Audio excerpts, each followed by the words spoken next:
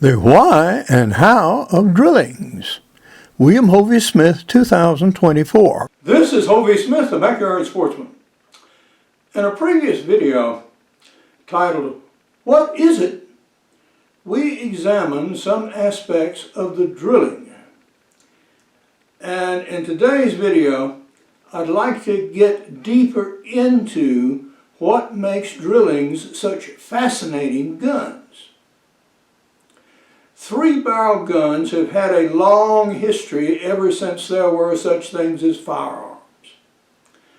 Even in China, at the earliest evolution of them, when you ignited your barrel with a burning piece of stick, yes, the idea came of lashing multiple barrels together so you didn't have to take the time to reload between shots.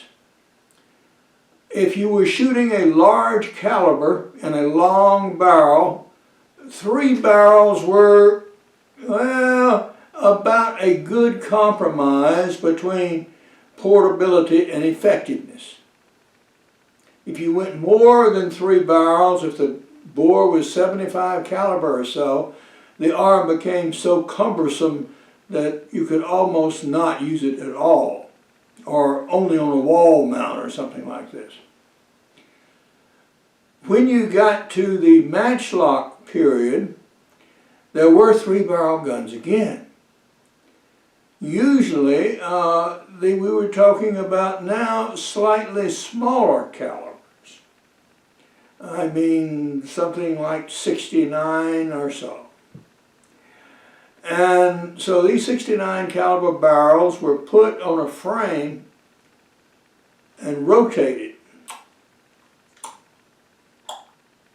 so that one match could be used to ignite all three barrels, and you didn't have to have three matchlocks and three burning matches, which obviously would have been physically and operatively impossible. So there were such things as matchlock drillings. Then flintlock came along. Well, flintlock ignition was more reliable than matchlock ignition, and you didn't have to fool with a burning match and keeping it lit and keeping a fire source material and try to start something during a battle and so on. So flintlock drillings, again, mostly relied on a single side lock and rotating your three barrels as you use them. Now this did come up with the option that perhaps all the barrels did not have to be of the same type or of the same size. But most of these are the same caliber. They were meant as military arms, and maybe a few for royalty, etc., as sporting arms, and with maybe some different kinds of barrels. One shotgun barrel and two calibers of rifle barrel, for example. I have no doubt if one looked hard, one could find such guns in museums in Europe. With the percussion era, things improved a little bit. These guns were always expensive and bought and used by noblemen and the landed gentry of the periods and other places, particularly in Central Europe. And there you had a wide variety of game.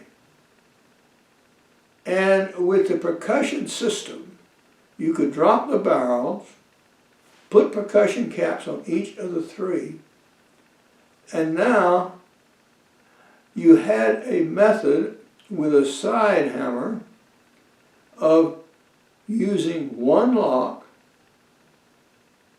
to fire all three barrels.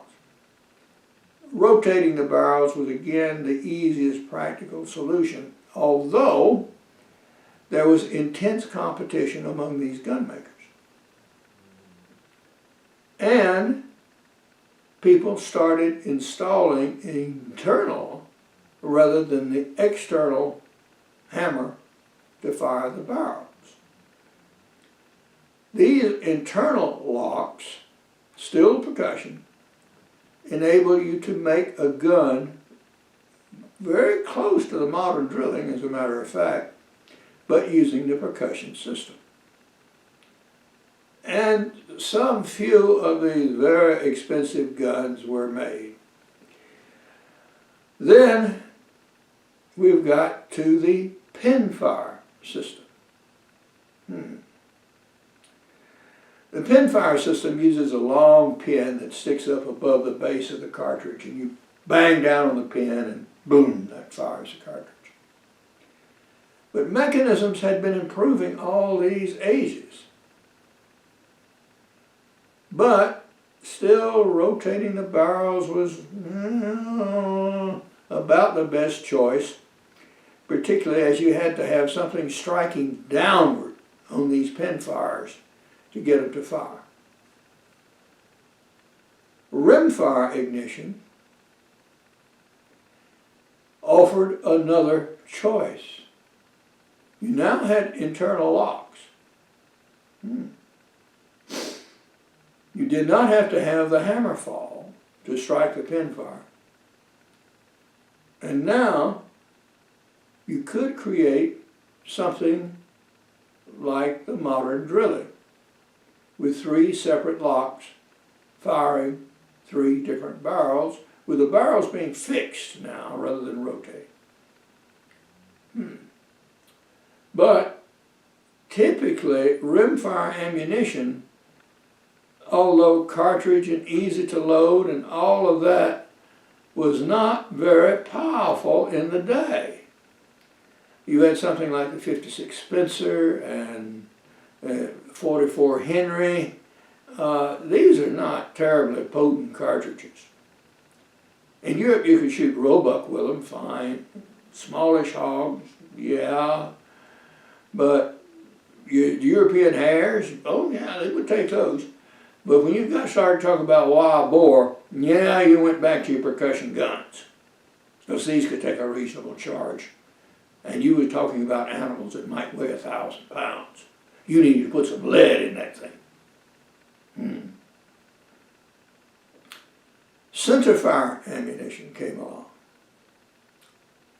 Finally, we had arrived at the state we are now. In the black powder cartridges, things like 11mm Mauser and similar things from other countries, something about 43, 45 caliber, were mounted now in drillings. You could even do some of the big African calibers in drillings now. And you had 3 locks to fire them, and they worked out the method of 2 triggers firing 3 locks.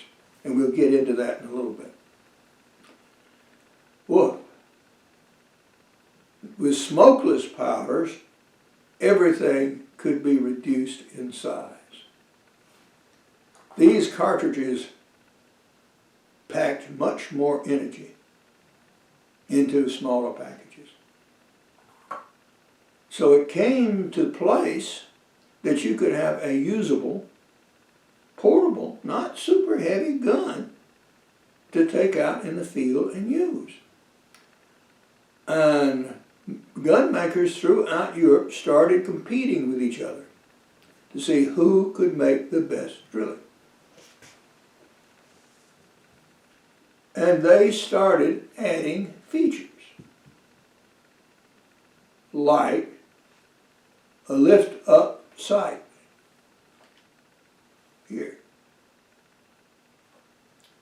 So you could aim the rifle barrel more precisely. Cocking indicators, so you could be sure which barrel was cocked when you broke the gun. It takes a little extra pressure to cock all 3 locks. So you must make sure that the gun barrel is indeed all the way down and the lock is cocked before you close it. It is possible to weakly cock a lock. Then, what to do with the safety. The greener side safety was developed in England, and yeah, that was adopted because the control for the sight was up here. And we'll examine this a little bit better. The gun was also made with the barrels not so long as the usual double rifle to reduce weight and improve portability and swingability.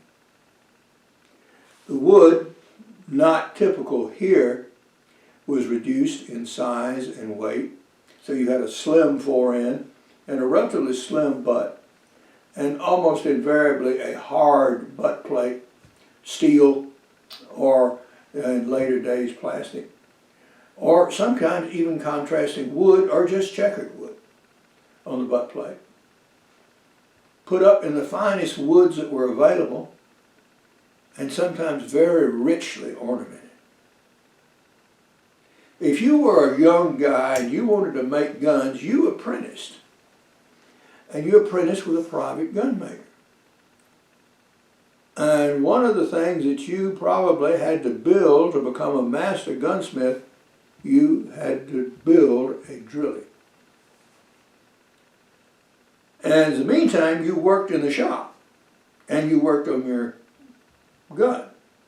And as you developed skills, you would make more parts for it, and so on and so on and so on. And some of these parts, as you will see, are very intricate indeed. So it might take 5 years for an apprentice to actually make a gun that would pass examination so he could become a master gunsmith and be allowed to set up his own operation and train apprentices himself. This might easily take a decade. Okay, so let's bring you up and let me show you some of these things. Support this channel by buying my outdoor books, business books, and novels. As you can see, I have a variety of them. Among the more interesting is Crossbow Hunting, which remains the most complete work ever written so far as crossbow hunting is concerned. I also have an inexpensive series on muzzleloading hunting, including hunting with muzzleloading revolvers. On the business side, my most recent business books include Make Your Own Job, Anytime, Anywhere, at Any Age, which means exactly that. If you're a teenager and want to earn some money, I'll tell you how. If you already have a job and are worried about it, well, maybe it's time to start your own. And if you're an older person and you want something to do in retirement, well, I'll tell you how to come up with a good job idea. Real Wealth, How to Obtain and Keep It, is an examination of wealth for those just entering the business world. What wealth really is and what it means. On the novel side, Until Death Do You Part, An American Family Meets Their Sicilian Cousins, is about a Louisiana family of Sicilian origin who goes to Sicily and finds when they arrive on Monday that their 2 guys are going to be married to 2 women they never heard of on Friday, or none will leave the island alive. My newest novel is the Goldfarb Chronicles, and this traces the adventures of a family from Detroit through a very difficult pregnancy and delivery, moving into a house in Detroit in the middle of the worst snowstorm in decades, and being trapped there for 4 days with both sets of in-laws, a Syrian refugee family, 2 movers, and a pregnant dog. And then 2 guys go on an adventure in West Texas. And there they're captured by Mexican bandits and held for ransom and must be rescued by one of their wives in conjunction with other people.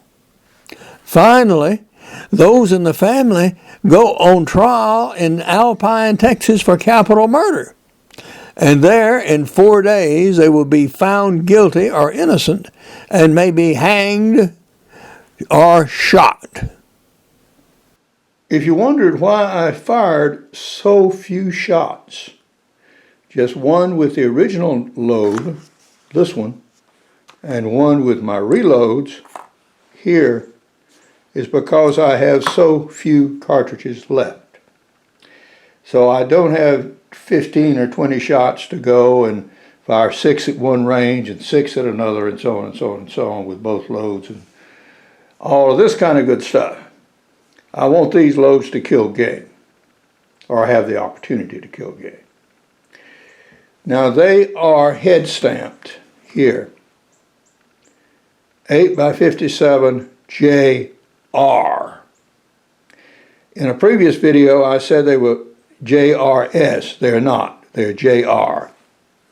And the difference is that this uses the rounded nose bullet rather than the later Spilitzer bullet that was adopted and now generally used. So there is a difference in bullet sizes between these two loads. So you want to make very sure if you have a drilling that you match it with the correct ammunition, particularly if it's an 8mm drilling. Now to get down to some of the details of the gun. You see the side safety here. Let's say a greener side safety. Two little screws holding it in. Notice that the screw heads are engraved. What? Here, this is a basic grade gun. If this was not the lowest price of this gun of this type that Sauer offered, it's certainly down at the bottom of the barrel. So far, they made much fancier guns than these. This is what the average guy would be able to buy. And many things are done even on this lower grade gun that are unusual. One, the scallops here. Why? Mechanically, the lock could be straight like this, boom. And all this extra work and inletting could have been avoided. It was done for art's sake. This design, the scroll work, is sparse compared to some, but nonetheless, it is very delicately and well executed. The name here, Sauer and Sons Schul, was here. These are screws. Screw heads on European guns have very narrow screw slots. So the first thing, if you want to work on one of these guns, is to grind your screwdriver so they'll fit. Again, the screw heads are actually engraved.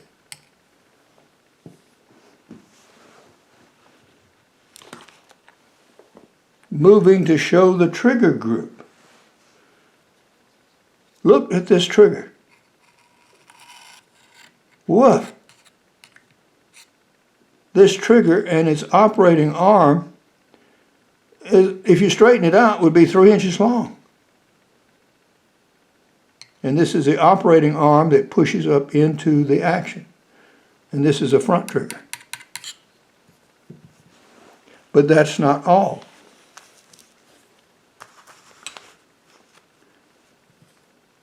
The front trigger is a set trigger and is adjustable. What? Wow.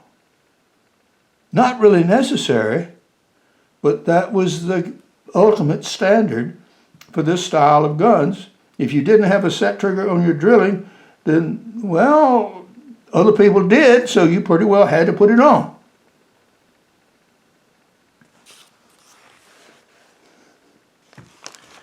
The fore-end release mechanism.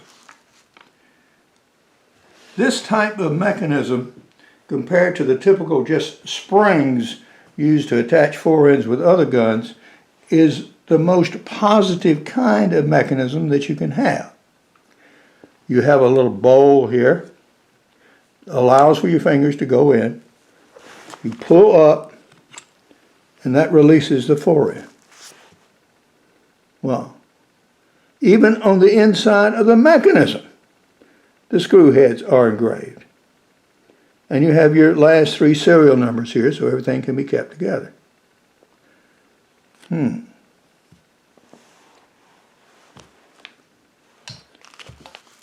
Here, you have the SS, Sauer and Sons. And here, again, you have a screw head. This has been a little bit boogered. And you now have the trigger guard and yet another engraved screw. Well, why go to all this extra work? Because you had to sell a competitive gun.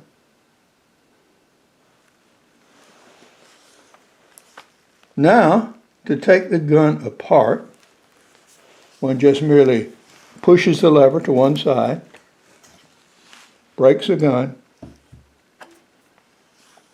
and the barrel group separates.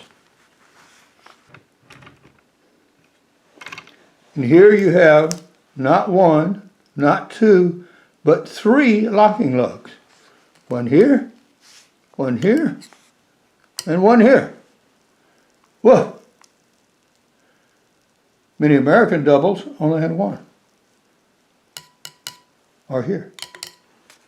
This has got three. The extractor extracts all three cartridges at once. And right there is a little arm that goes up to here to raise the front sight. Whoa! Fussy, complicated. And more engraving here on the exposed part. This is what you had to do if you were going to pass your apprenticeship. You had to make this gun. Well, can you wonder that it might take someone several years to produce it? Particularly with only using hand and a few mechanical tools. Hunters, even in the horse and buggy days, traveled. And it was very convenient to have a gun that broke into smaller parts that you could fit easily in an ordinary trunk or even a typical leather-bound suitcase. What? What? So this gun was easily transportable. That was another advantage of the cartridge centerfire drilling. You could take it anywhere in the world, and I did. This thing has been loaded on canoes, it's been loaded on float planes, it's been loaded on helicopters, it's been loaded on trains, buses, automobiles, blah, blah, blah, blah. And it's traveled all over North America. From Georgia to Maine to Alaska to the Rocky Mountain states. Whoa, yeah, it's been there, it's done that. And it shows signs of honest use. The stock on this particular gun was replaced because the original stock had broken across the wrist. The gun fell over and the stock cracked. Well, guess what? After I had it restocked, the same kind of thing happened. And if you see here, you'll see a line of glue right here. Yes, I had it propped up on the back of the truck. The heavy barrels, in a little motion, went to the ground, cracked. Oh crap. Well, yeah. I repaired it. There's a 3/8" steel bolt now that runs through here. And the repair is somewhat unsightly, but it's solid. You'll also notice in 50 years, the finish has a somewhat crackled appearance. It looks like the varnish on an old painting. Well, in 50 years, varnishes do that. And so that's the reason for that. The recoil pad is something I had added that was done on the more modern drillings produced in the 1950s and later, but not usually on those produced before World War II. The drilling has sling swivels, narrow for a leather sling, typical of European firearms.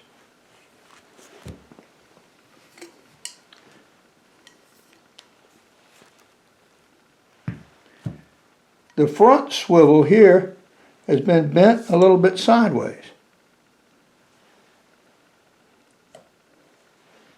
It was that way when I got it, so that probably happened sometimes during rough handling after it was picked up in Europe after World War II. Well, no gun owner would have allowed that to have happened.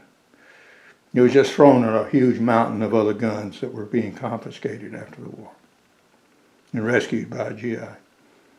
This section of the rear section of the barrel rib, interestingly enough, is detachable. You notice a screw head here. This is so you can access the operating arm that actually raises the sight here, which is under spring pressure. So it'll stay down until you actually push the little button on the back and push forward to raise it. Intricate, detailed, small, delicate, but extremely well executed work. To give the stock makers at Bishop their due, this checkering is very well executed and does give a really very positive grip when you hold it in the hands. So they did a really excellent job of stock fitting and finishing. This is first class work and would be very expensive to have done today. One other very favorable aspect of the drilling is its ease of cleaning.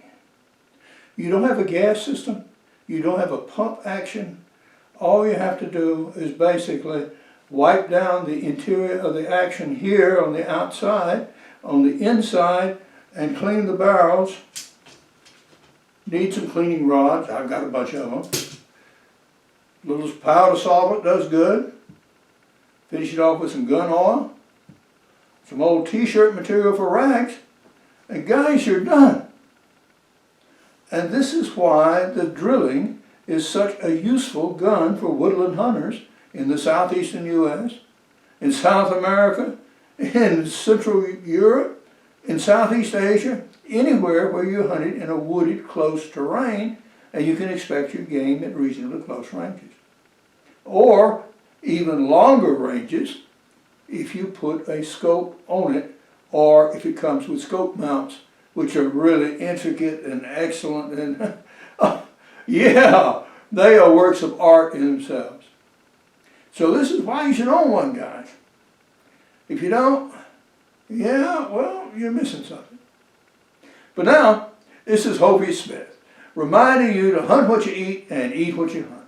Be legal, be ethical, be safe, goodbye, God bless, and see you next time.